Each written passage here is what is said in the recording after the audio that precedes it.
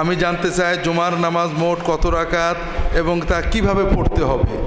জুমার নামাজ মোট কত রাকাত এবং কিভাবে পড়তে হবে, কম চান না বেশি চান, এটা হলো আমরা মশলা দেব আপনাদের সুবিধা মতো, কমওয়ালা না বেশিওয়ালা আপনি, এটা হলো বড় কথা।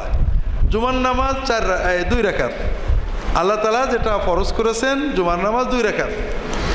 2 রাকাতের আগে এবং পরে রাসূলুল্লাহ সাল্লাল্লাহু আলাইহি ওয়াসাল্লাম যেগুলো পড়তেন এগুলোকে বলা হয় রাওয়াতেব, রেগুলার সুন্নত অথবা রেগুলার নফল অথবা সুন্নতে মুআক্কাদা, বিভিন্ন নাম আছে। রাসূলুল্লাহ সাল্লাম জুমার পরে 4 রাকাত অথবা 2 রাকাত পড়তেন, সহিহ হাদিস। জুমার আগে কয় রাকাত পড়তেন স্পষ্ট নেই, তবে তিনি নামাজ পড়তেন।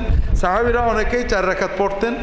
কাজেই আপনি কমাতে চান না বাড়াতে চান, আমাদের সমস্যা হলো সবাই যে সুন্নত কাজটা আছে সেটা নিয়ে মারামারি করি, যেটা নেই সেটা নিয়ে কোনো কথা নেই।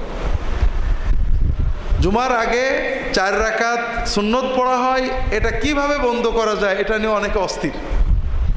না, জুমার আগে কাবলাল জুমা নেই। কথা হলো জুমার আগে নামাজ পড়তে রাসূলুল্লাহ সাল্লাল্লাহু আলাইহি ওয়াসাল্লাম অনেক হাদিসে বলেছেন যে তোমরা মসজিদে যে ইমামের না বেরোনোর মতো নামাজই পড়বা, 4, 6, 8, 10, 12, 14 যতবারও পড়বা। তো কাজেই যদি কেউ